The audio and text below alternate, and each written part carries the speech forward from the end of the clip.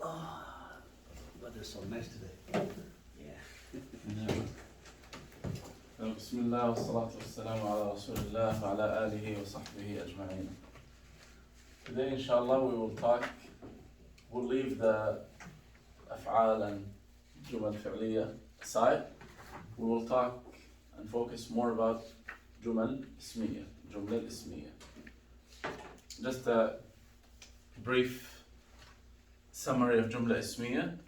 The standard structure of جملة اسمية is مبتدأ and خبر. Both are nouns, أسماء. And that's why it's called جملة اسمية لأنها تبدأ باسم. Starts with اسم. Okay? Even though sometimes the خبر can be different, can be not اسم, can be جملة فعلية in the place of خبر, or can be حرف جر and اسم مجرور in the place of خبر. We'll see examples, inshallah, that will make it clear. But let's see what the text says about مبتدأ and خبر. So he says المبتدأ اسم من عوامل سلم لفظية وهو برفع قد وسم. So المبتدأ is اسم that you start the sentence with, okay? And it's always مرفوع. So now from previous lectures, we know that الفعل الماضي. عليكم السلام ورحمة الله. How are you? أيوة. Masood.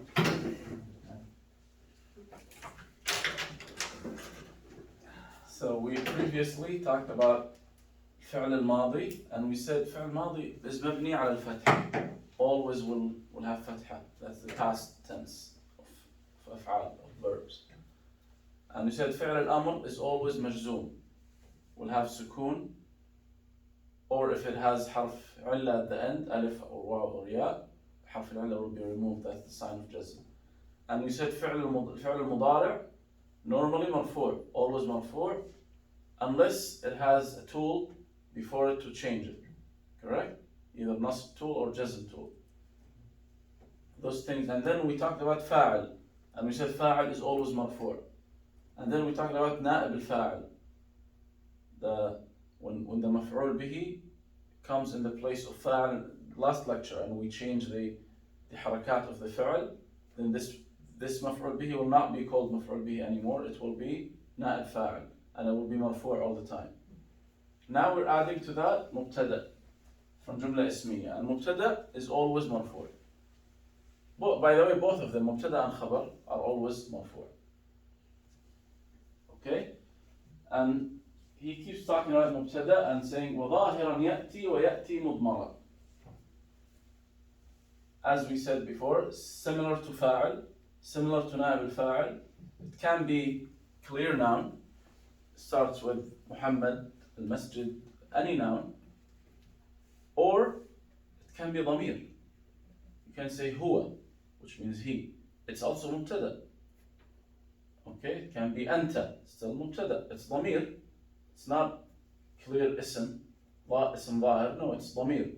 But this ضمير also is مبتدأ. Okay? And so he gave two examples now of ظاهر and ضمير. كالقول يستقبح وهو مفترى. Those are two sentences. القول يستقبح. This is a complete sentence. القول means the speech. يستقبح, that could be like you view it as bad. So you hear something, you might view it bad. That's القول يستقبح. So it's جملة اسمية, starts with اسم ظاهر, القول. That's اسم ظاهر. Second example, وهو مفترى. It's clear, complete sentence. هو مفترى. هو refers to something. It's ضمير منفصل. Inshallah, today we'll talk about ضمائر منفصلة, so we can figure out a little bit more about ضمائر. So his point from this line is that it can be clear name, clear noun, or ضمير. Both will still be مبتدأ.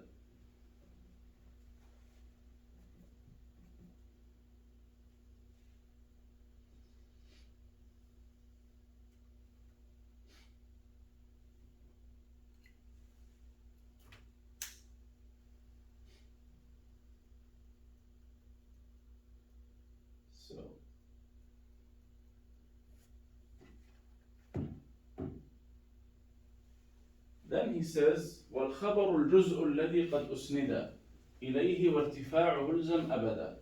What is خبر?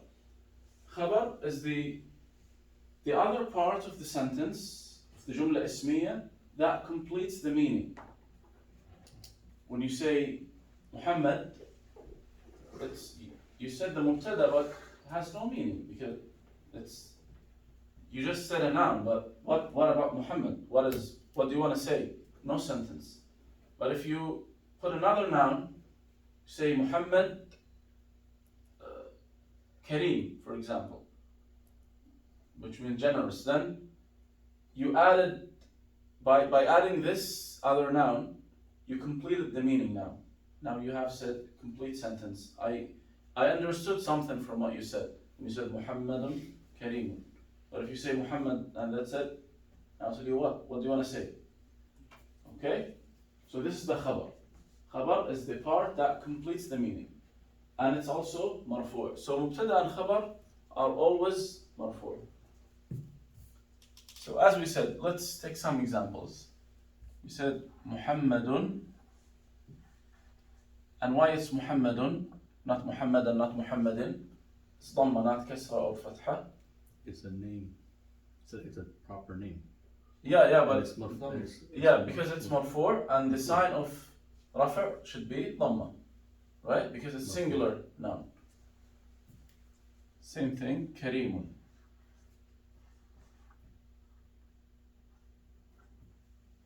Okay. Example from the Quran. Allah says Muhammadun Rasulullah. Why it's Muhammadun, the mubtada, because singular noun, marfu', it's mubtada. Then Rasulu, that's khabar.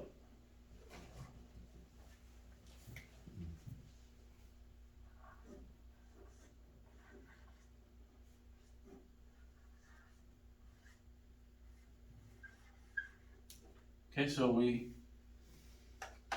know now this is mubtada marfu'. And what's the sign of rafa' is dhamma. Then say this is khabar. And also so mubtada and khabar are always marfu'. Okay? Then to know the i'rab, the haraka, we will just need to look for the signs of i'rab. We see what kind of noun is this? Is it singular or regular plural? Irregular plural? Is it muthanna? Then we know what's the sign of i'rab, what's the sign of rafa'. So then Rasulullahi, that's mudaf and mudaf ilayh. It's added and added to. So this is mudaf ilayh. And mudaf ilayh is always majroor. That's why it will have kasra. So Muhammadun Rasulullahi. Okay?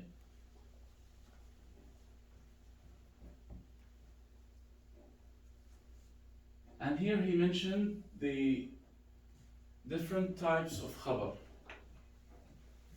Because as we said, khabar can be a noun like this, easy to recognize. But in many other cases, khabar can take different shapes, different forms. So he says, وَمُفْرَدًا يَأْتِي وَغَيْرَ مُفْرَدٍ فَأَوَّلُ النَّحْوُ سَعِيدٌ مُهْتَدِي. That's another example. Sa'id muhtadi. Sa'id is guided. So Sa'idun muhtadi. That's complete sentence. Mubtada and khabar. وَالثَّانِ قُلْ أَرْبَعَةٌ. Then 4 different shapes, 4 different forms that the khabar can take. Majrurun, so it can be now harf jar and ism majrur. You say Muhammadun fil masjidi. It's complete sentence, right? Muhammad is mubtada, fi harf jar, al-masjid ism majrur. But now this harf al-jar and ism majrur together are khabar. Okay? Let me write it here.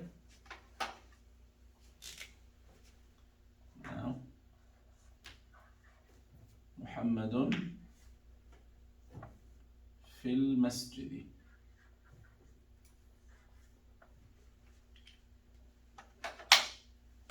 So again, this is مبتدأ, and the whole thing here is خبر. So that's the first of four shapes that خبر take. في المسجد. حرف جر and اسم مجرور, and both are, you say here, you say في محل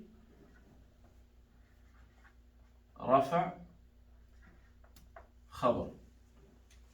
Both in the place of خبر, but in details this is حرف جر and this is اسم مجرور, so this will be في المسجد, and this will be as usual محمد مبتدأ مرفوع. The second form was ظرف, and a ظرف it's a new topic we didn't learn yet. Briefly, I'll say it inshallah, and we will talk about it in detail in the future. الظرف, two parts, ظرف زماني وظرف مكاني. Any word that indicates to a place or time, it's called ظرف. So for example, when I say فوق, فوق means above. This word فوق, it's called ظرف مكان, because it indicates to a place which is above thing. Of course, in a sentence, it will be complete. I will say القلم فوق الطاولة. The pen is above the table. So the word فوق here is ظرف مكاني. ظرف زماني, when I say, for example, أمس, that's ظرف زماني, or غدا, tomorrow. Okay? So the example he said here, he said, نحو الخير عند أهلنا. Okay? الخير عند أهلنا. Similar when I said القلم فوق الطاولة. Now we have مبتدأ, the first word, الخير, then عند, that's ظرف, this is the خبر. Okay? We will talk about inshallah about those ظرف زماني and مكاني in details, because as you see عند it's مبني على الفتح, it's not مرفوع like normal خبر, correct? Inshallah, leave it for next time. I just want you now to know the idea that the khabar can take this shape, which is ظرف زماني أو ظرف مكاني. Okay? And then والفعل مع فاعله. The khabar, so as we said here,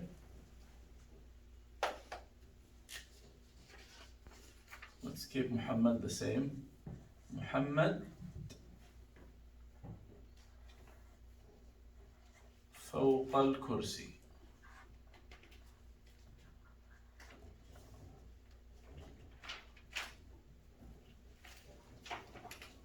So Muhammad مبتدأ and فوق خبر. Okay? Then والفعل مع فاعله كقولنا. Like when we say now, and it's famous, and we discussed this before, when the khabar takes a whole جملة فعلية. So we replace this noun with a whole جملة فعلية. Who can give me an example of this? Keep Muhammad as the مبتدأ and then put any جملة فعلية. محمد يجلس الكرسي. على الكرسي, or even you can say محمد يكتب, يقرأ. Just put any verb. يقرأ الكتاب, يقرأ القرآن. Okay? Or your example is fine. Just make sure حرف الجر is there. Because يجلس على الكرسي, on the chair. The حرف الجر has to be, the jar has to be there. Yeah, because just for the meaning to be complete. محمد يجلس على الكرسي. أو يجلس في المسجد. Okay, so anything, but the point is that here, said محمد, which is مبتدأ now. Now the khabar is not a noun like this. It's not حرف جر اسم مجرور. It's not ظرف. No, it's فعل and فاعل. So as you said, يجلس.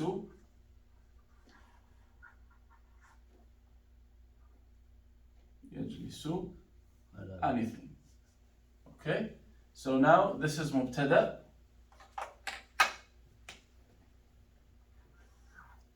This is مبتدأ. And here, and by the way, if you remember, what is the fa'al here? After يجلس, who does the verb of sitting? Who does it? Muhammad. But it's not written here. Then what we call it? Hidden. Remember? ضمير مستتر. So we say فعل and فاعل. The فاعل is, we call it ضمير مستتر. ضمير مستتر means it's hidden ضمير. But it's obviously understood that he sits. Okay? Muhammad. So both فعل and فاعل are, this جملة فعلية is in the place of خبر. We say في محل رفع خبر. Okay?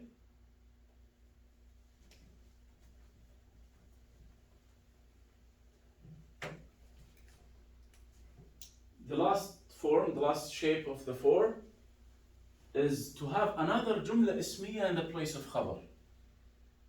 It's kind of complicated, but it's not commonly used, by the way. It's rarely used, but it's there. So you just need to know it. You don't have to use it, just you need to know it. Now here we have مبتدأ and خبر. Clear, right? If we remove this خبر and put another جملة اسمية has مبتدأ and خبر in this place. Example there he gave us. So والمبتدأ مع الخبر كقولهم زيد أبوه ذو بطر.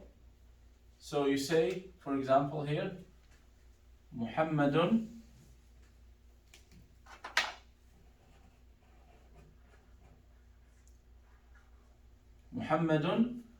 أبوه كريم. Like Muhammad, his father is generous. Okay? محمد أبوه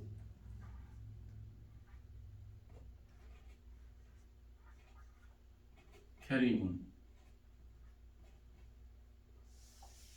Why? What's the sign of رفع here, of Abu? The 5 nouns, الأسماء الخمسة. It could be Abu, أو أبا, أو أبي. So here we used Abu. Why? Because it's مرفوع. So in this case here, we have this is مبتدأ.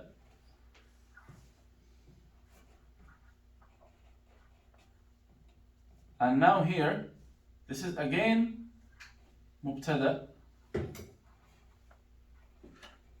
And this is خبر. And the whole جملة اسمية here in the place of خبر for this مبتدأ. في محل رفع خبر. Okay? Abuhu means His father of. his father. Okay, Karim's father. Yeah. No. No. Abuhu means his, Muhammad's father. Oh. So you say Muhammad, his father is generous. Karim means generous. Okay? It's I know, a little bit confusing, and that's why it's not very common. Most of the most common situations are the rest. This is the basic structure, and when we put a verb, it's also used a lot. You say a name of a person and then a verb that he does things. It's used a lot. Also, this one and this one are used commonly. So why now we talk again about مبتدأ and خبر and like different cases of them? Because now we will study things that enters on the جملة اسمية, tools that come before the جملة اسمية changes the i'rab and changes, of course, the meaning. Okay? And those, either they are أفعال like كان وأخواتها, or it's حروف like إن وأخواتها, or another again أفعال like ظن وأخواتها. And we will see what every one of them, so we have three groups. Every group has special work to do for the Jumla Ismiya about the i'rab. And of course the meaning will be changed based on every one of them. Okay? Let's see now.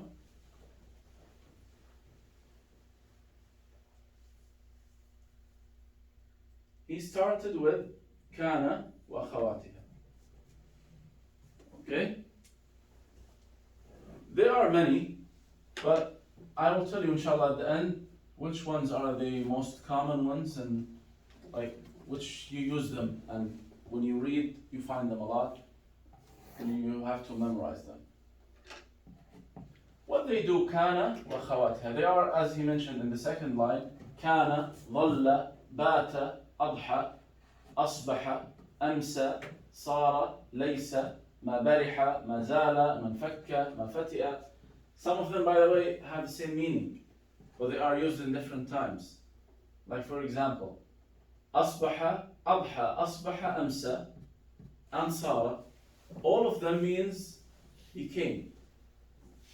But أصبح is mostly used like to indicate the morning time, so coming from صباح.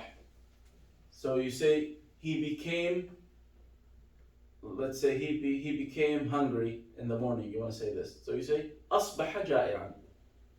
So أصبح, it means became, but it indicates the time frame of when he became. أمسى, it's the afternoon time. But all of them, if you use them not in the proper time frame, that's fine. It's not a mistake. But it's just kind of eloquency to indicate exactly the time frame. Okay? Because Sara is the neutral one. Neutral became. It doesn't indicate any time. But then أضحى, أصبح, أمسى, بات, every one of them indicates different time. I have prepared the sheet with the meanings, so I'll send it to you and we'll see it now after this. So those, obviously أفعال, because كان means was. And as we said, صار means became. Those are verbs. Okay? Then what do they do with the Jumla Ismiya? Now we have this one, Muhammadun Karimun. Okay? If we add kana, first of all, what the meaning will be. Now, to say Muhammadun Karimun, that Muhammad is generous. If we put kana, It's not anymore. Same. exactly, no, it's not the same. Muhammad was generous. As if you're saying that he's not anymore, but this is it's in between the meaning, but the clear meaning, Muhammad was generous. Okay? So if we add kana here, kana, what changes will be to the Jumla Ismiya? Cannot be Muhammadun Karimun anymore. And he tells us what does it, what do they do. ورفعك الاسم ونصبك الخبر بهذه الأفعال حكم معتبر. What do they do? مبتدأ is مرفوع ورفعك الاسم. Ism, which is the مبتدأ, will remain مرفوع. No changes to the مبتدأ. The خبر will be منصوب. Okay? And the مبتدأ now is not called مبتدأ anymore. It's called اسم كان. The خبر is called خبر كان. Okay? So when any one of كان and her sisters come to here, to any جملة اسمية, مبتدأ remains مرفوع as it is, and it's called now اسم كان, اسم صار. اسم ليس, whatever فعل of Kana and her sisters we used. If we used صار, then same thing. صار محمد. Now Muhammad is اسم صار. Okay? And كريم will not be كريم anymore. It will be كريما.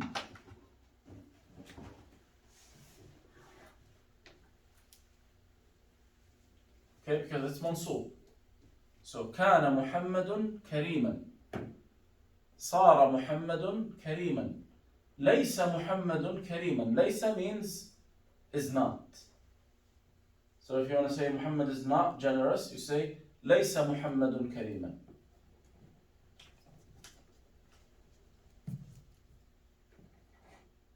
And you can apply any one of them to any jumla ismiya and any form of jumla ismiya. Same thing. Here, you want to say Muhammad is not in the masjid. You say ليس محمد في المسجد. And here, because the khabar is not ism like this, you cannot change anything because it's all imaginary here, right? You said fil masjidi because the harf jar Exactly. takes over. Exactly. It's No, not mansub anymore. it was not marfu' in the beginning and it will not be mansub. Why? Because it's imaginary. We said here fi mahal rafa, in the place of khabar. You got my point. So originally it was not marfu' here. It was fil masjidi because it's harf jar and ism majroor, and it always remain like this. But what will change here? Instead of saying harf al-jar and the ism majroor in the place of khabar marfu', we say no. Now, if we add laysa or kana or any one of them, sara, now we say Muhammadun ism kana. Okay, Muhammad ism kana marfu' as it is. Now, fi harf jar, al-masjidi ism majroor. And we say both harf al-jar and ism majroor in the place of khabar kana mansub. But physically in the word itself, nothing will be changed. Okay? Same thing here, same thing here. Because, why? Because it's nothing that we can change. It's all imaginary. When we say fi mahal, that's imaginary. Okay? But normally, what they do, kana, sara, laysa, or any one of them, they keep mubtada marfu' and it's called now ism kana. And the khabar will be mansub and will be called khabar kana. Okay? So in all these four different forms of khabar, right? The first one, the mansub, it becomes mansub because It was marfu' and it will be it was mansub. marfu. But in the other three, Also the khabar will be mansub, but when it was marfu' it was imaginary. And when it became mansub, it's still also imaginary. And what I mean by imaginary, it's called fi mahal rafi' khabar. In the place of khabar. replace, yeah. It's not actually khabar. Okay? Because khabar should be normally noun. If something else in its place, then this is kind of imaginary. Okay? If it is zarf makani or zamani, Same thing. No change. So I said, al-qalamu fawqa al-tawila. The pen on the table, above the table. Now I say, if I take it, I say, ليس القلم فوق الطاولة. فوق did not change. Because, and the details of ظرف we'll talk about later. It's mabni. It's always the same. So فوق is always فوق. Will never change. Will never be فوق or فوقي. Never. فوق is فوق. All the time. So if you have in that example of Muhammadun Abuhu Karimun, fi mahal rafa khabar, but within that you have Karimun. Will that change Kariman? Then, if you add kana or sara or laysa, Yeah, here, kariman will be kariman. Kariman.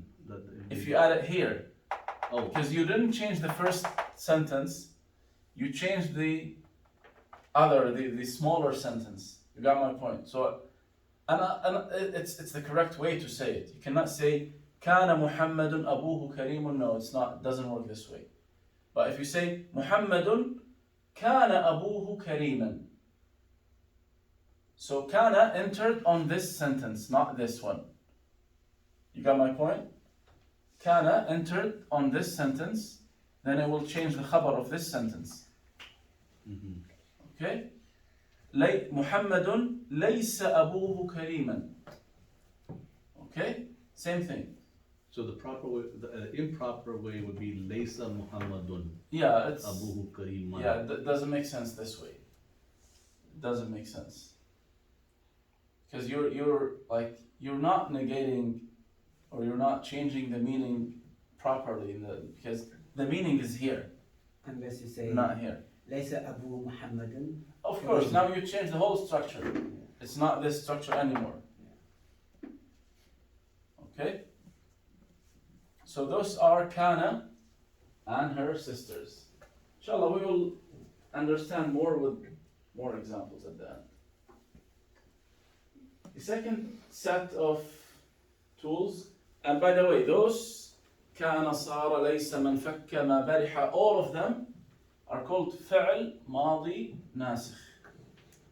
All of them. That's why you see all of them is مبني على الفتح. كان, صار, ليس. Okay? Feel what? فعل ماضي, which means past, Yeah.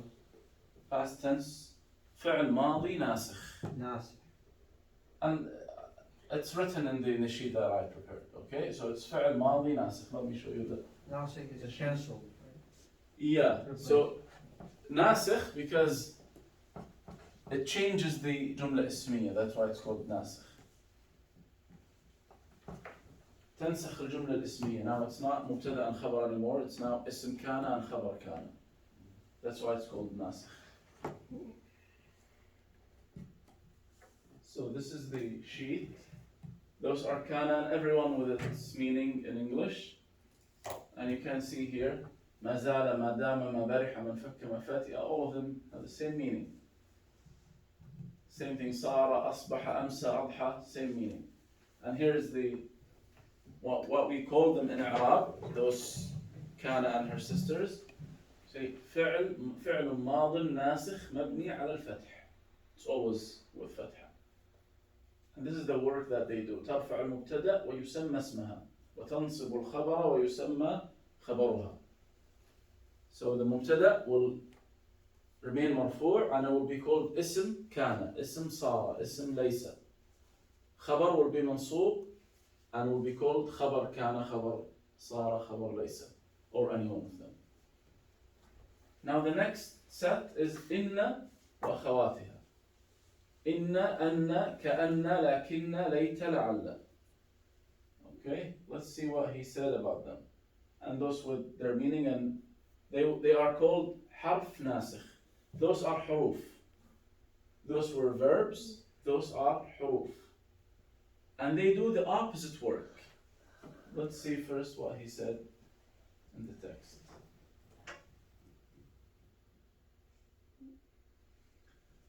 So he said, now here, عمل كان عكسه means the opposite work of كان is for إن, أن, لكن, ليت, لعل, وكأن. Okay? تقول, and here he gave some examples. And then he explained everyone for what purpose it's used. So he said, example, إن مالكا لعالم. So normally, you say مالك عالم, correct? Now he said إن مالكا لعال, إن مالكا. So the مبتدأ now is منصوب. It's the opposite, exact opposite. So if we use here now, you want to say that it was normally محمد كريم, correct?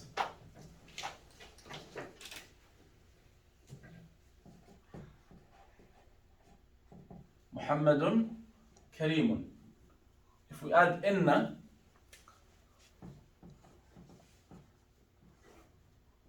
or any one of them, Inna or any one of them?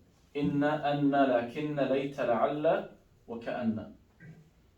Any one of them, and I'll come to the meaning of them. Inna Muhammadan. Okay?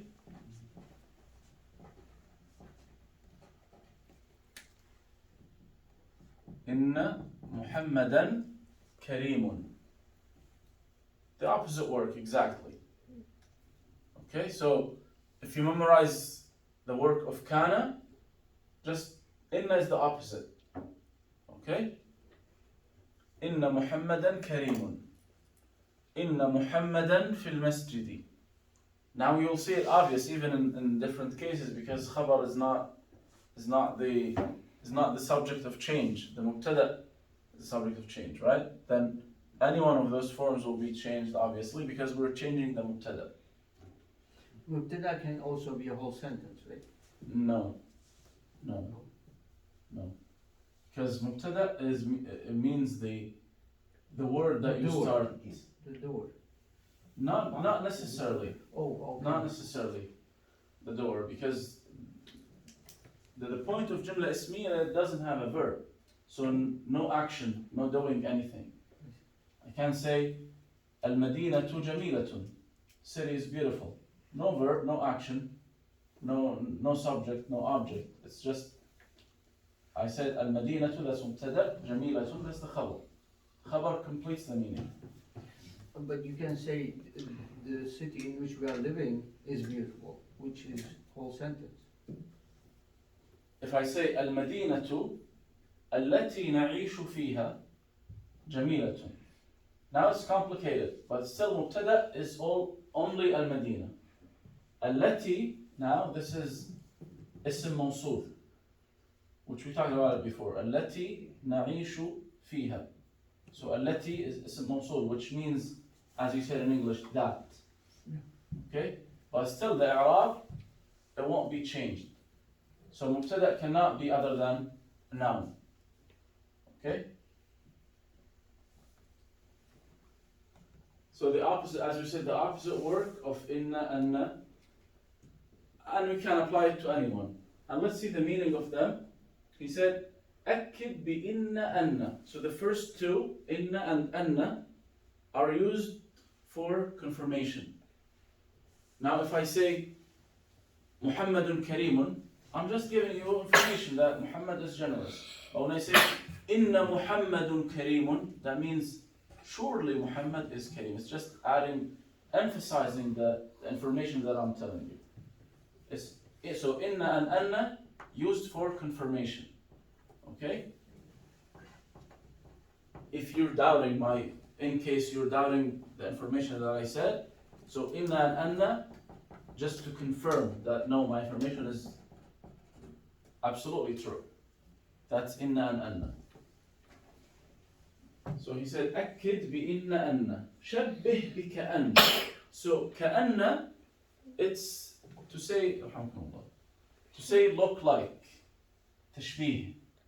You say كأن الرجل قادم. Maybe. He might be coming. The man might be coming. That's كأن للتشبيه. Okay? Or you say كأن الرجل صالح. He might be righteous. You're not sure. So you're just given look like. It might look like. So basically means maybe, right? Say كأن, maybe. Yeah, but look, it's more tashbih. Okay? So you say for example, كأن الكرسي, and you give it another, like, what you say, what the kursi can look like.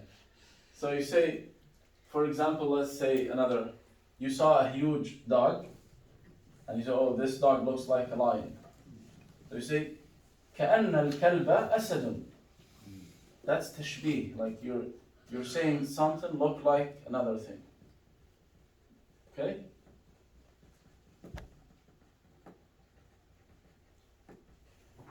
That's كأن. Then لكن. He said, لكن يا صاحي الاستدراك عن. لكن, mostly it means similar to but in English. For example, if I'm telling you about something and I say but, I give another kind of opposite meaning to it. Same thing, so here we use لكن. So I say, for example, محمد كريم. لكنه, I give you opposite attribute to him. Okay, that's لكن, it's what it is استدراك. So if I'm talking one direction, and then I want to give you one piece of information in the opposite direction, then I use لكن. Similar to English, when you say the masjid is beautiful, the masjid is huge, the masjid is very active, but, and then you start naming the problems. So you're given positive, positive, positive, and if you want to put one negative or more, use لكن. Lakin by itself doesn't do it. No, لكن, then you add No, the point. Can I say lakin instead of lakinna? You can use لكن. I'm not 100% sure, but لكن is different. This is more emphasis. Yeah, لكن is more. It's more emphasis. But of course it's used in the Quran. لكن الله يشهد. But it doesn't do this work. So لكن doesn't belong to إن وأخواتها. Okay? Why? Because in إن وأخواتها the مبتدأ will be منصوب. Not with lakin. لكن it's not, doesn't belong to them. Okay? So لكن, as we said, to للاستدراك.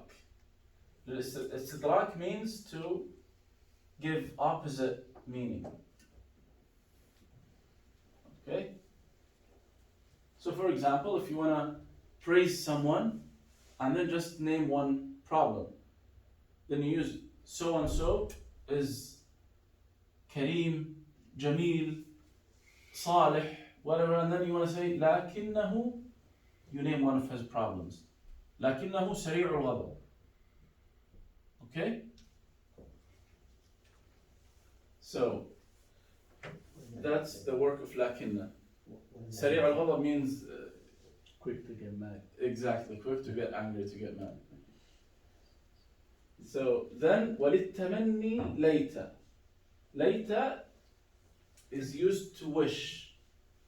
So if I wish that Muhammad is Kareem, I say ليت محمدا كريم. Like I wish Muhammad is generous. Okay? Later كنت ترابا.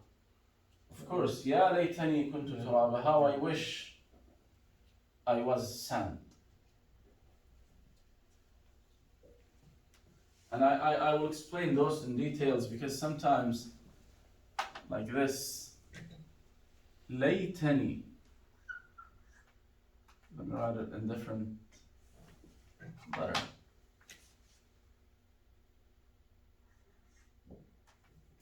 ليتني. Even I should have written the noon with different letter than ya, because later is from here, from inna wa akhawatiha. Noon is called noon al-wiqaya. I'll come back to it. Ya is ya al-mutakallim, me, I'm talking. So why this noon is here? Because ya cannot be used with any letter before it without having a kasra, right? Try. Can you put it? Can you say, if you say layti, then you change layta from fatha to kasra, which is not possible. Okay? That's why they add this noon, it's called noon al-wiqaya, the noon of protection. So it protects layta from changing the haraka. And it doesn't have nothing to do with the Arab. It's just to keep the haraka of layta as it is, and then adding the ya to it. What's the reason again? Because you can have a letter before the ya Without having kasra.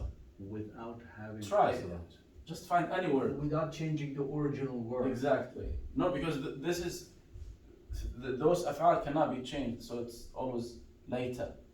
It's always fatha. try any word with any med. So any med alif, the letter before must have fatha.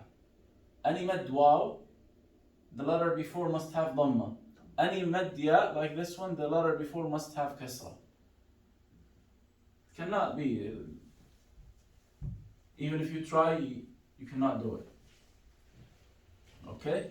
Anyways, so my point is that here it's different because this is now ضمير متصل. When you say ليتني, then me, that's ضمير متصل. And you won't see the effect of later because it's not a clear noun like that. So if you say later, Muhammad, now later it was Muhammadan, it will be Muhammadan. But when it's ya, you can't see the change.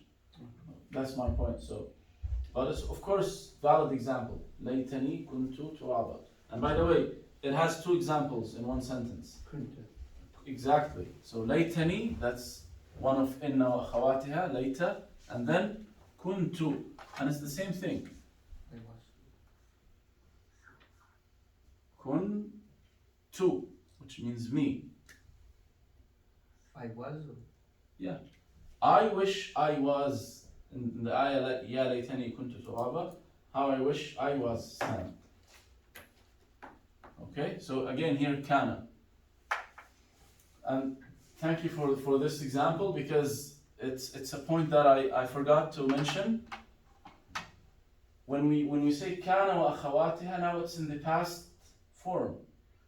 Even if it's in the present or command tense, same action. So here, kuntu, it's in the past. But if I say yakun, same action. Kun, same action. Okay? So even if the tense is changed, still the action is the same. Okay? So for example, if I want to say yakunu Muhammadun Kariman. Same thing, same as kana Muhammadun Kariman. Yakunu, no difference in the i'rab of the sentence.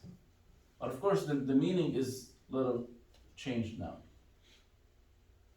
Okay?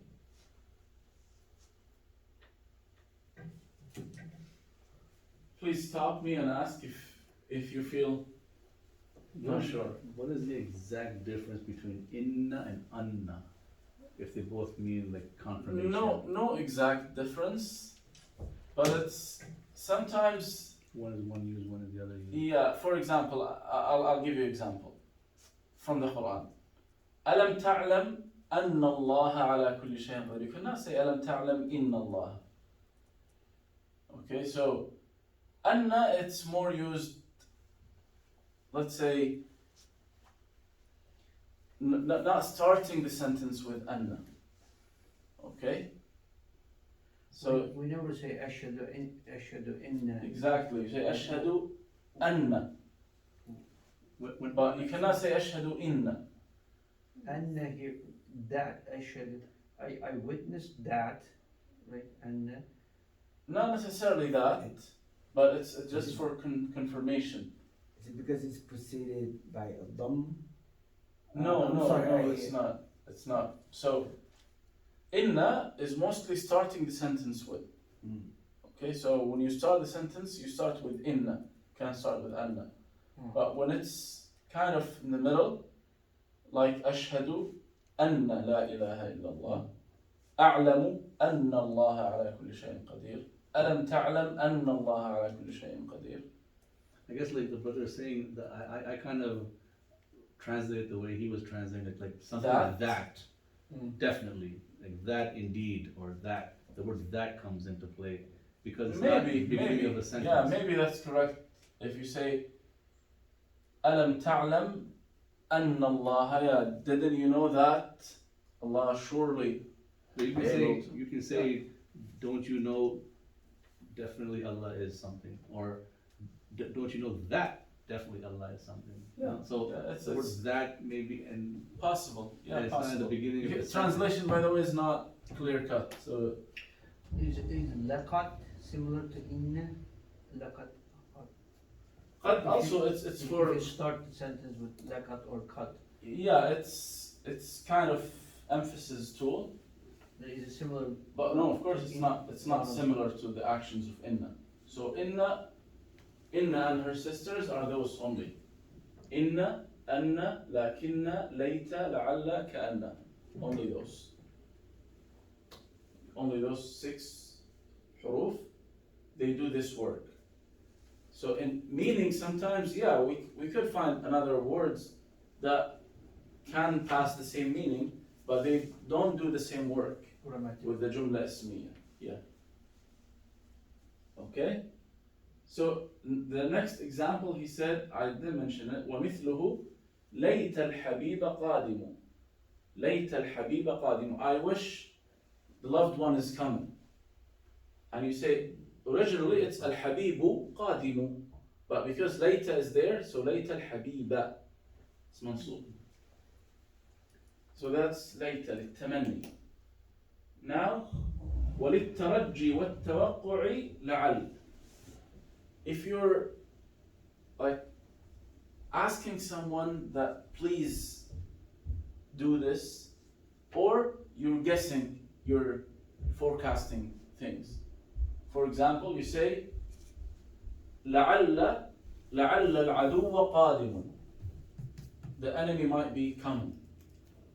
So you say العدو, not العدو, because of لعل. And also you say, for example,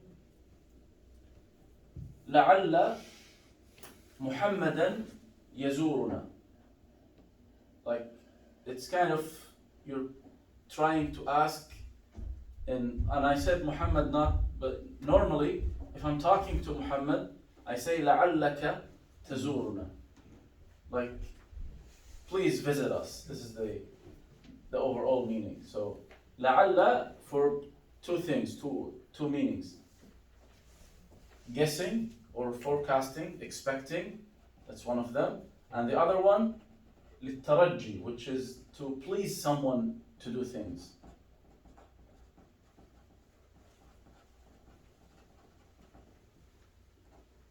Ustad, can you use that as another example of that? لعل. Or la'alla, in the guessing and the pleasing someone? Yeah, guessing, I say, as the example I gave, لعل العدو قادم. The enemy might be coming, but it's not just might for nothing. That I believe, I'm expecting them to come. Like a maybe? Yeah, kind of maybe, but based on evidence, not literal guessing. Based No, on evidence. it's based on evidence that لعل العدو قادم. لعل الرجل نائم. So for example, I knocked someone's door, he didn't answer, and I know he usually answers all the time. So I left and I said, لعل الرجل نائم. So like an educated guess. He might be. The inference after Yeah, exactly. evidence. Exactly. Like I read it translated as perhaps. Perhaps. Yeah, The one which you have, the it's information you have, Exactly. you Exactly. make a. So in the Quran it said لَعَلَّكُمْ تَعْقِلُونَ, or Yeah. لعلكم تعقلون. It's is a little different meaning. yeah, it's the other meaning, the taraji. Taraji means that urging you to ta'qil, to understand and learn. Okay? So as I said, it's للترجي أو للتوقع. So to expect, or if you mean perhaps, or للترجي, that please do it. Okay? So that's لعلكم تعقلون, لعلكم تتقون, that you do it. Encourage, like, are you Yeah. encouraging someone? Kind of urging, yeah. Urging someone to do Yeah. it.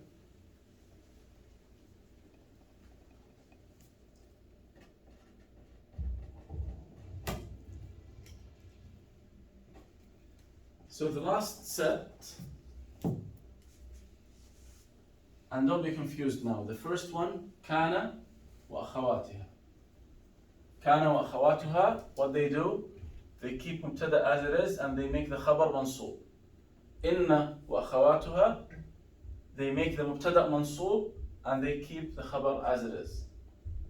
And in both cases, it will be called ism kana or ism inna, khabar kana, khabar inna, or any one of their sisters, okay? Now the third set, it does different work. It will make both mansub, which is dhanna wa akhawatuha. So dhanna wa akhawatuha are also known as af'al al-qulub. Why af'al al-qulub? The verbs of heart. Why it's like this? Because all of their meaning is related to what you think, what you believe. So that's why they are called af'al al-qulub.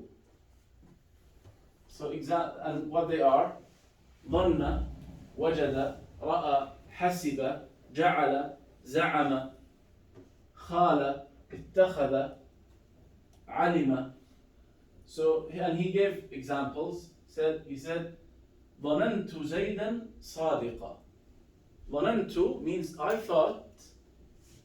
The جملة اسمية was زيد صادق. زيد صادق. So when I add I thought, ظننت, زيدا صادقا, both became منصوب. Okay, and now it's called مفعول به أول, مفعول به ثاني. Those مبتدأ used to be مبتدأ and خبر. So for example here, محمد كريم. If I want to say it was محمد كريم. And now what I want to say is I thought Muhammad is generous. ظننت, because I thought. ظننت. ظن, I can use ظن if I'm not talking about myself. I'm talking about Harun, for example, and I say ظن Harun means Harun thought Muhammad is generous. So I can say ظن هارون, and Harun here is fa'al because he thought, right? The fi'l, those are af'al, as we said, af'al, all of them. ظن is fi'l, it must have a fa'al. Then this mubtada and khabar will be مفعول به أول, مفعول به ثاني. So I say ظن هارون محمدا كريما, which means Harun thought Muhammad is generous. Let me write it here. Or if I'm talking, I say ظننت. Or if let's say I'm talking about someone else, as we said before, then the fa'il can be missing, but it's well understood from the context. Then I can say ظن محمدا كريما, and you know that the fa'il is not mentioned, but I was talking about Harun for 10 minutes. Then obviously when I say ظن محمدا كريما, you know that Harun, the one who thought. You guys remember the cases where I can remove the fa'il and without change, without having that fa'il, I just remove the fa'il because it's well understood from the context that I was talking about someone for many sentences, and then I just said the fi'l without fa'il, but it's well understood, he is the fa'il. Or I can say ظننت, you. ظننت محمدا كريما, you thought Muhammad is Kareem. And I can say ظننتم, you thought, as a plural, ظننتم. Or ظننتن, or ظننتما. So same changes if you remember for the fi'l, we use it for one singular, male or female, and for two people, for three or more, males and females. It's all possible. Okay, the action here will not change. It's the same action, but it's just what we want to say based on what case you have. So here if we say ظننت, which means I thought,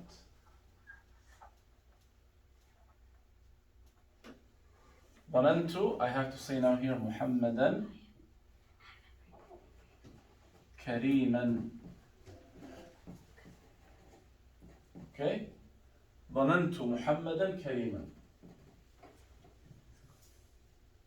And the other example, as he said, خلت عمرا حاذقا. Same, خلت is very close to ظننت in meaning. it means I thought. So khala means thought. Regardless of who, you have to put the fa'al. So when I say خِلْتُ عَمْرًا حَاذِقًا, I thought Amr is smart. Okay? Same thing حسب. I say حسبت, here حسبت محمدا كريما. Same meaning. So ظن, حسب, خال have the same meaning. Okay? حسبت محمدا كريما. Of course, there are like very minor differences in meaning. You don't have to apply those minor meanings. So for example, when I say ظن or ظننت, it's not based on information. It's just a feeling. So ظننت, that's why Allah subhanahu wa ta'ala said اجتنبوا كثيرا من الظن إن بعض الظن إثم. So leave most of the dhann, because dhann is not based any information, it's not based any evidence. I just feel this. I feel this person is good or this person is bad based on my feelings. I have no evidence. While hasiba, no, from the meaning. Hasiba comes from hisab, from calculation. That's the root of the word. So obviously it's based on things I saw.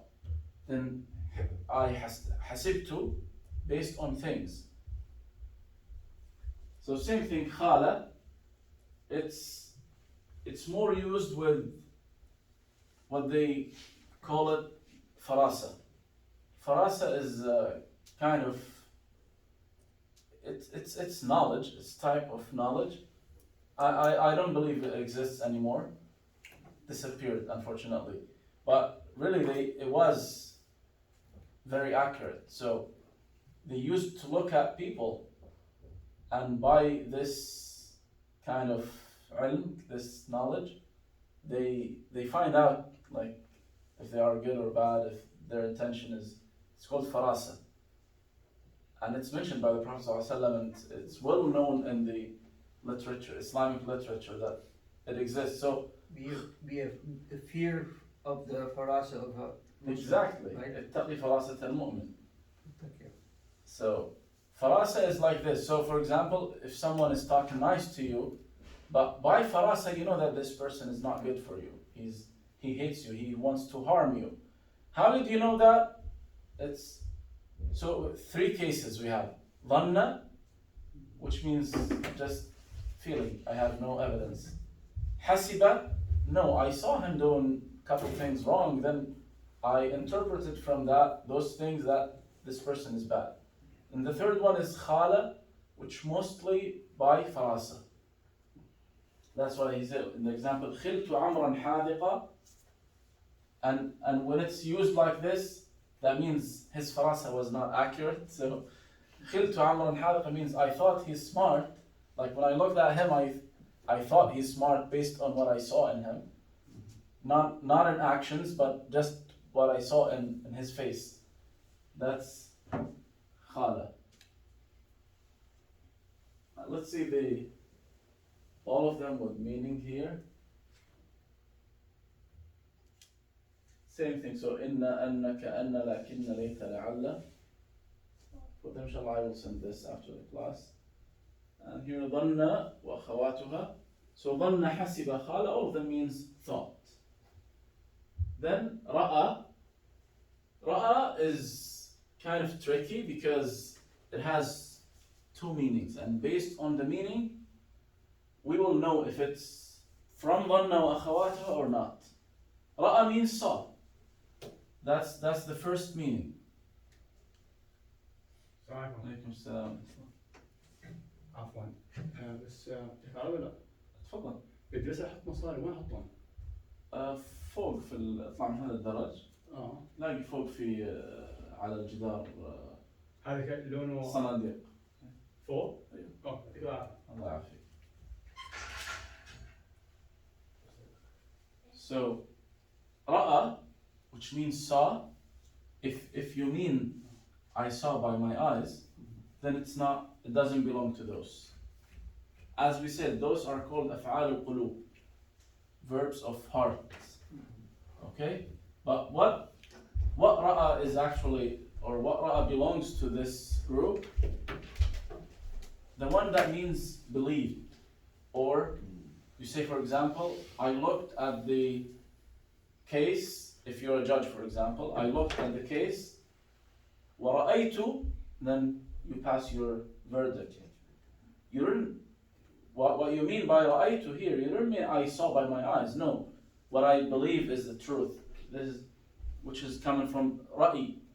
Same thing, ra'i, that's your opinion. What I believe in, I say, okay, ra'a, for example, and it's well used in the books of fiqh. You say, ra'a Abu Hanifa, 1, 2, 3. Wara'a Malik, 1, 2, 3. Wara'a Shafi'i, 1, 2, 3. Wara'a Ahmad, 1, 2, 3. Ra'a doesn't mean saw, it means believed or came to conclusion. So this ra'a belongs to this group. But the ra'a that, the normal ra'a that means I saw something, like رأيت رجلا طويلا, of course it doesn't belong to this group. Okay? But here, for example, if we put it, I say رأيت محمدا كريما, and I don't mean I saw him, but I believe that he is generous. Okay? وجد is kind of also close in meaning, but it's different. It means found. So I say وجدت محمدا كريما, means I tried dealing with Muhammad and I found him generous. Then جعل and اتخذ, and both means made or created. It's kind of tricky because جعل, for example, has two meanings. It means created, or it means made things to be like that, changed things. So for example, we say جعلت القلم, and I just stopped. جعلت القلم means I made the pen, I created, I manufactured the pen. But if I say جعلت القلم جميلا, I made the pen beautiful. It's different meaning of جعل. Okay? And when we say, for example, here جعلت محمدا كريما, of course it doesn't mean the first meaning, which means created. I did not create Muhammad, Allah created him, right? But when I say جعلت محمدا كريما, I made Muhammad generous. Like I worked hard with him by any sort of actions to make him generous, then I was successful. So I say جعلت محمدا كريما. Okay? And اتخذ, it's, as I said, very close in meaning, but it's a little different. So it's used in the Quran. وَاتَّخَذَ اللَّهُ إِبْرَاهِيمَ خَلِيلًا. So what does that mean? Allah made, or it's mixture between made and chose. Took. So وَاتَّخَذَ اللَّهُ إِبْرَاهِيمَ خَلِيلًا. And you can say Ibrahim and Khalil, both are مفعول به أول ومفعول به ثاني. Because if you say إبراهيم خليل, that's مبتدأ and خبر, regular. إبراهيم خليل. But when you say واتخذ الله, now واتخذ, that's one of ظن وأخواتها, one of those أفعال, and it's فعل ماضي, اتخذ. الله is the فاعل, the one who took. إبراهيم, that's مفعول به أول. It used to be إبراهيم when it was مبتدأ. Now it's مفعول به أول, إبراهيم. خليلة, it used to be خبر, it was خليل, now it's خليلة. So that's مفعول به ثاني. زعم means claimed. So it's it's mostly used for let's say claims that are not true, not based on evidence. That's why you say زعم so and so that he is powerful, for example. He's actually not powerful, but he claimed something that is not true. This is the accurate use of زعم. And then علم, which means knew. Same thing. علم, when it's related to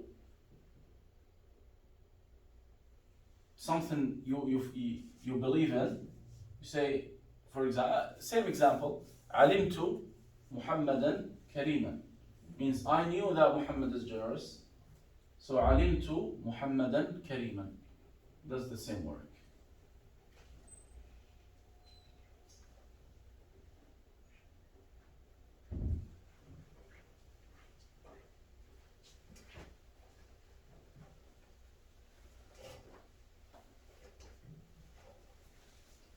So, I know it's too much, but I have to give a little bit more of the ضمائر. Just as a summary now, we have كان وأخواتها first, then إن وأخواتها, then ظن وأخواتها. What كان وأخواتها do? They keep مبتدأ as it is, and they change the خبر. That's the first group. كان وأخواتها. Then إن وأخواتها, they change the مبتدأ and they keep the خبر as it is. ظن وأخواتها, they change both مبتدأ and خبر from رفع to نصب. Okay, so I just want to add this topic quickly because it will help us in the examples a lot, which is called الضمائر. ضمائر, those are nouns, are used in the place of the regular nouns. And there are two types of ضمائر. ضمائر منفصلة, which is standalone words, and ضمائر متصلة. ضمائر متصلة, inshallah, we will talk about it next week. Today only ضمائر منفصلة, which is much easier. Okay? So ضمائر منفصلة, as you see here, it's 3 types with 3, so it's 3 by 3. We have متكلم, speaker, مخاطب, the listener, or غائب, the absent. And it's different if you're talking about singular, مثنى, 2, or جمع. Okay? So the speaker now. If the speaker is singular, how should he refers to himself? أنا. أنا. Right. أنا. I'm speaking, I say أنا. If we are 2 people speaking, we say نحن. If we are 3 or more, also نحن. So أنا and نحن. That's for the speaker or the speakers. أنا if the speaker is singular, نحن if more than 1. Instead of saying my name, just normal sentence. If I want to say I live in New Jersey, instead of saying المثنى يعيش في New Jersey, it doesn't make sense. I'm talking about myself and I mention my name. No, I say أنا أعيش في New Jersey. Okay? If I'm talking about my family, I say نحن. I don't have to mention names, or if me and my friends, I don't have to mention everyone's name and then explain the sentence. I say نحن, so it's ضمير, refers to 1 person or more. Okay? That's the speaker now. Now let's talk about the listener, المخاطب. And not the listener is not talking, I am talking. But about the listener. You got my point. If the listener is talking, then he's another speaker. He will be talking about himself. But now I am talking about the one who's listening to me. So I say, if he's singular, I say anta. If male, or if female, I say anti. So anta wa anti. Okay? Two people, antuma. Three or more, I say antum if males, antunna if females. Okay? Again, same example. If I want to tell someone that you live in New Jersey, I say anta ta'ishu fi New Jersey. Okay? And here you can see the use of the five verbs. You had said before too that those words don't have to actually be in the sentence to imply that, right? Like ana doesn't have to be, as long as the verb you're using is properly. Exactly. If, as I said in my example, I don't have to use ana. I can say a'ishu. This alif in the beginning, that refers that I'm talking about myself. And even like nahnu and I can say any of them don't really have to be used as long as. not all the time. Sometimes they must be there. Okay. In Mazi, it's already there, right, in the verb. In Mazi version of, in the past tense, it's already part of the verb. Yeah, of course. That's what he said. If it's mentioned in the verb, either madi or even present, I say a'ishu. When I say a'ishu, this alif refers that me. Okay? But sometimes you have to say it. Okay? Sometimes you have to say it, even if. There's no verb. Of course, if there is no verb, you must use it. There is no verb, you must use it. If it's jumla ismiya, you must use it. So you say, أنا, not أنا, أنت رجل كبير. You're young, not كبير, I know that, but it's. So now I have to use it. How, if I remove it, how you will know that I'm talking to you? Okay. Wa alaykum as-salam. أنت رجل صالح. If I say رجل صالح, that means a righteous man. But when I say أنت رجل صالح, you are a righteous man. Okay, but even sometimes, even with the verbs, it's better to be said, even if it's understood without it. Okay? And sometimes also in questions. You remember the questions tools? The hamza, the alif. If I want to ask you, have you said this word? أأنت قلت هذه الكلمة? So I had to use أنت because I'm talking to you. Or أأنتما ذهبتما somewhere? Okay? Then we said متكلم, speaker, مخاطب, the listener, Right. الغائب, which is someone absent. Singular, we say هو for the male and هي for the female. So we say هو, here instead of saying محمد كريم, we say هو كريم. You remember when we said this about the fa'il and about نائب الفاعل and about the mubtada. Can be اسم ظاهر, clear name, just like Muhammad, like al-masjid, like al-shajara, or it can be ضمير. So if I say أنت كريم, what's this sentence? You were generous. Yeah, what type of sentence is this? جملة اسمية أو فعلية؟ اسمية. اسمية. Why? Because أنت it's taking the place of complete ism. No difference. If I mention your name or I say أنت, same thing. Okay? That's what he said in the text. وظاهرا يأتي ويأتي مضمرا. It can be ظاهر, just a name, a noun. ظاهر means clear name, clear noun, or it can be ضمير.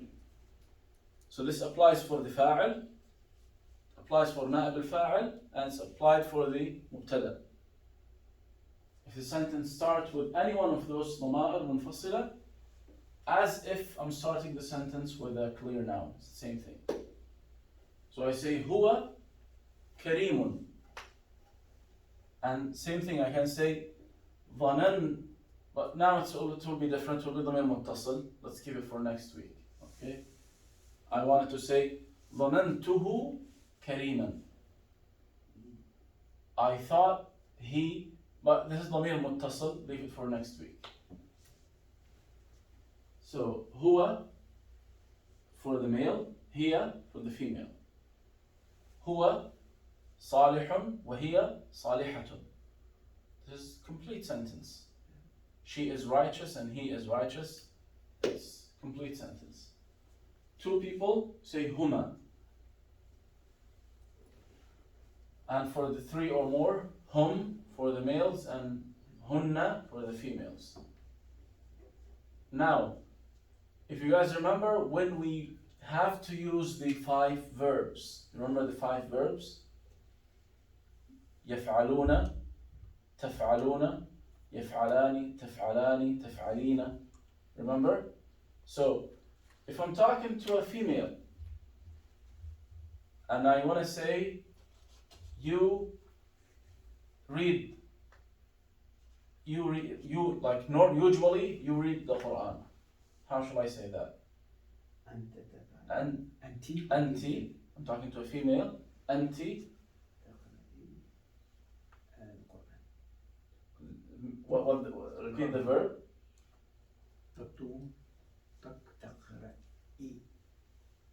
Why did you remove the noon? تقرأين. It's when we remove the noon, if we have nasb or jazm tool, because this is fi'l now. So let me explain this clearly. When we say,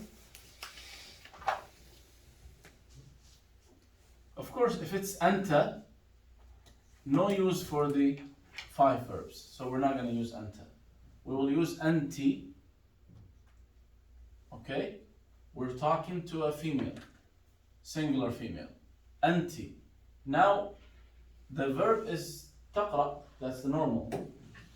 But now for the, if you see the table that for the 5 verbs, المفرد, المؤنث المخاطب. If you're talking to singular female, that's one of the cases, one of the 5 cases, one of the 5 structures. So I say أنت تقرأين القرآن, أنت تكتبين القرآن, أنت تحفظين القرآن. Okay? Why did I use this form? أنت تكتبين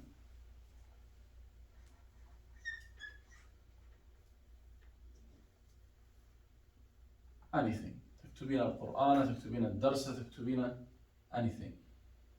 Okay? So this is now مبتدأ, and the whole جملة فعلية here will be خبر. Okay? So when this noon now can be removed, this is the revision, by the way, it's not from today.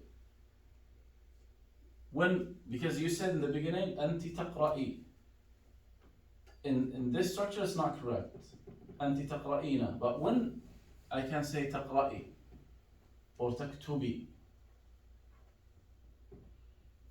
if I use, this is فعل مضارع, right? The 5 verbs, the 5 special verbs are فعل مضارع, it's present tense, all of them. And we said the present tense is always مرفوع, unless it has a tool before it. أنت لن تكتبي. Now it's, if we add لن, the sign of nasb will be removing the noon. Okay? أنت, if I want to say you did not. أنت لم تكتبي. I also remove the noon because of jazm. Okay? So those are the cases that we have to use the 5 verbs. And you will see in the 5 verbs table, I mentioned the cases when exactly. Okay? Can you give an example with a regular verb like katala or akala? You know, this is كتب, this is كتب. katab. No, this is not. This is Yeah, but كتب, the present of كتب is what? يكتب. yaktubu. So if I want to say in the past, you want it. أنت كتبتِ. Katabti. Yeah. That's the past tense, but this is the present tense. I say أنت Taktabina. تكتب وهي تكتب. Okay? But أنت, because I'm talking to her, تكتبين. What I wanted from this example is to remind you of memorizing the 5 cases of those special 5 verbs where we'll have the noon with the verb. Okay? تفعلين, يفعلون. Let's take them with the ضمائر so we understand them. So that's the first case of using the 5 verbs, 5 special verbs. Okay? أنت تكتبين. What else? Who can tell me? 2 people, right? أنتما. This is not clear.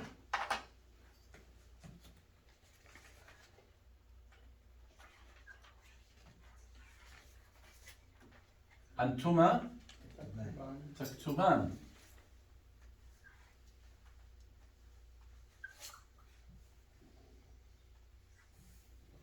Okay. What else? And also with 2. Oh. What else with 2? هما. هما what? Huma is live, right? Yeah. Huma yaktubun. يكتبان.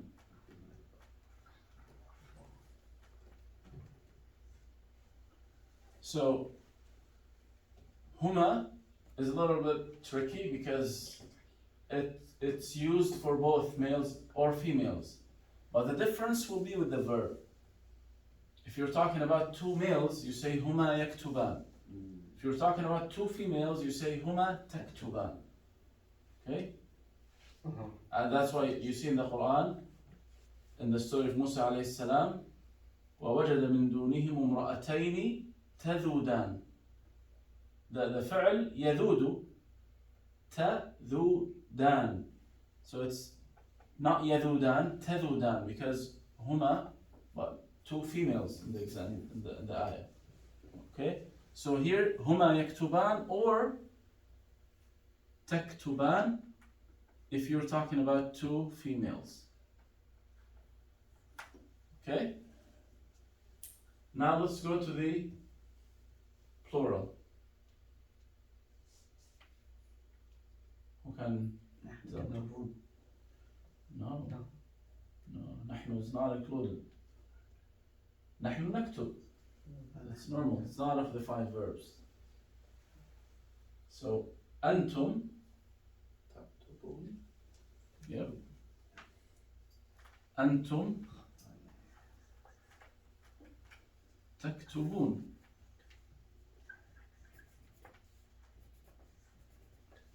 By the way, this is just revision. It's not okay. We're just using this.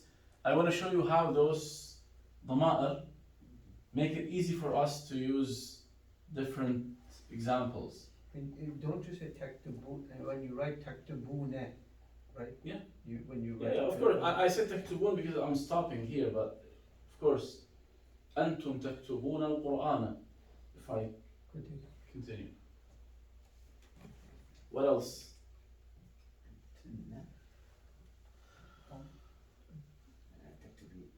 No. Anti. Yaktubun. Anti. We said أنتِ, أنتما, هما, أنتم.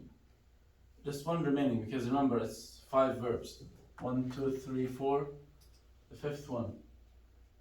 It's not أنتن هن. because أنتن تكتبن. That's. We will come to it in the ضمائر متصلة. It's called نون النسوة. The noon of women. Leave it alone. So What is it? what's remaining? Hum. Hum. Hum, which means they. Hum. يكتبون. يكتبون.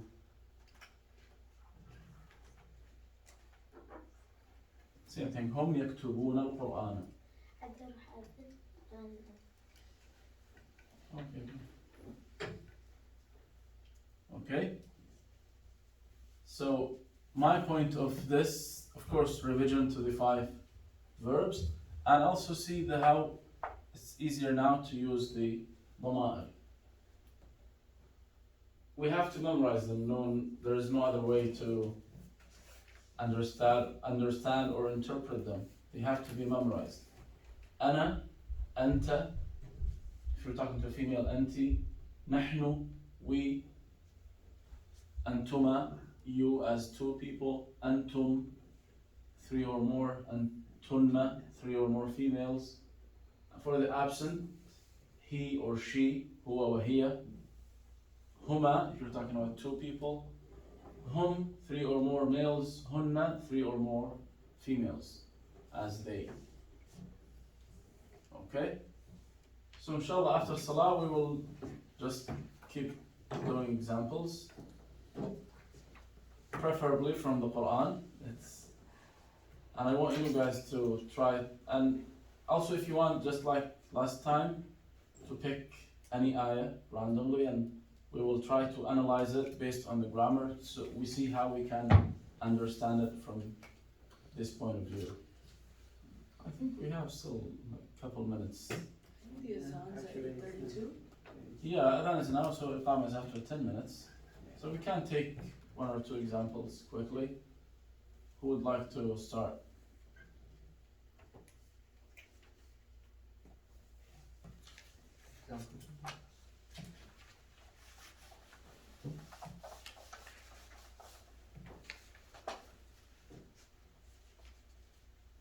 Examples of what? Yeah, any example. If From the Quran. you want to get any ayah from the Quran, then we see how we can analyze it.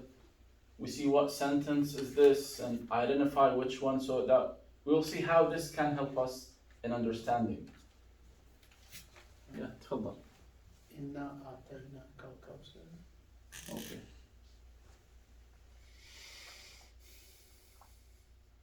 إنا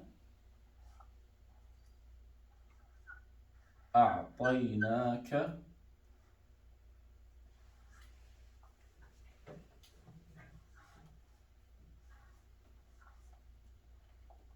الكوثر. Okay. So first of all, this should be الكوثر. But before I say this, who can What kind of sentence? tell me, what kind of sentence is this? Feel. Yeah. Feel. Jumla is feel. فعلية? Yeah. Exactly. اسمية. Why? Why اسمية? It's related to today's lecture, by the way. Okay. Because let's break it down. It's difficult, I know, especially like this when it's merged. It's difficult to analyze, but we should know it now. So it starts with inna, which is for confirmation. Then ضمير متصل is added to this. ضمير متصل, which is na. It's called na al-mutakallimin. National. Yeah, we as a plural. Of course, in this case, it's the majestic plural for Allah subhanahu wa ta'ala. But even if in normal speech, I say, inna qawmun, like we are people, and I can describe anything I want. Okay, that's the same thing. But here, inna, then na al-mutakallimin, na of the speakers, which means we. Do you use that in daily speech? Like surely we are. Yeah, of course, it's used. Surely. It's not, of course, not in the majestic plural, but in normal plural, yes. It's used a lot in the Quran, the Hadith. So here, inna, that which means surely we. Okay, so the fact that we have ضمير here, that makes it what? Makes it جملة اسمية. And the أعطيناك is. Yeah. is but the جملة فعلية in the place of خبر. oh. So the ضمير here is the مبتدا, because one thing إن and كان وأخواتها and إن وأخواتها, they cannot be added to جملة فعلية unless if you have something like hidden, but normally it should be added to جملة اسمية. Okay, so this جملة اسمية starting with ضمير, that's why إن was added to it, and the خبر is here. The جملة فعلية is the خبر. But let's analyze the جملة فعلية because it has the real meaning, right? If it started with نحن. Same thing. نحن will be مبتدأ. إنا نحن نزلنا الذكر. Same thing. إنا نحن. But in this case, na and نحن are, it's called بدل, which is kind of two words replaces each other. It's same thing. Okay. Well, inshallah, we'll talk about بدل in the future. Maybe the week after the next week. Okay, but here, إنا. Then, how to break أعطيناك? Who can break it for me?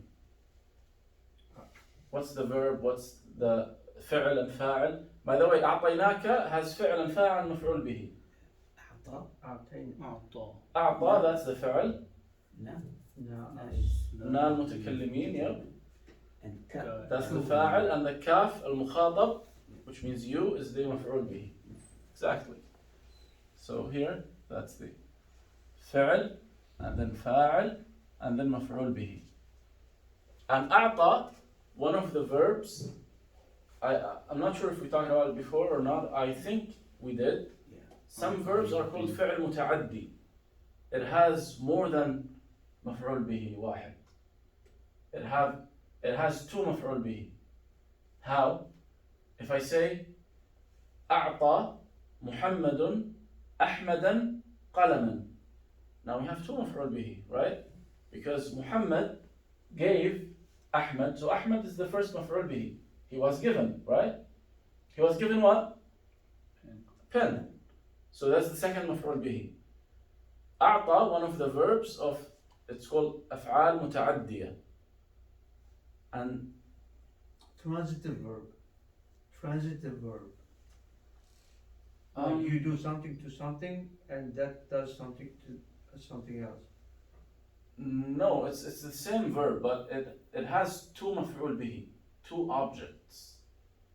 As I said, when I say أعطيتك قلما, like we have two objects in this sentence, right? Two nouns, you and the pen, have been affected by the verb of given, right? Yeah, I think. Yeah, maybe, transitive verb. I'm not sure. Could be. So, any verb similar to أعطى that has two مفعول به. So this is مفعول به أول and this is مفعول به ثاني. إنا, we surely have given you الكوثر. So الكوثر, what's the حركة should be? And obviously all of those are مبني. None of them is معرب. So إعراب is not related to all those. إعراب only affects الكوثر. Why? Because الضمائر مبنية. فعل ماضي مبني. And again, إن مبني. And all of them مبني. There's no إعراب. There's no change of the حركات here. إنا أعطيناك will be always إنا أعطيناك. Regardless if you put it in the middle of the speech, in the beginning, in the end, إنا أعطيناك will remain إنا أعطيناك. I mean the حركات will never change. But الكوثر, of course, here it's مفعول به. Then it will be الكوثر. But of course when you stop الكوثر. But if you connect إنا أعطيناك الكوثر فصل لربك. Right?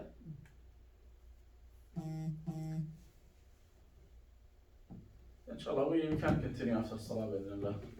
Did he ever call the Adhan? Maybe he didn't have the. He didn't turn on the mic, maybe. I don't know.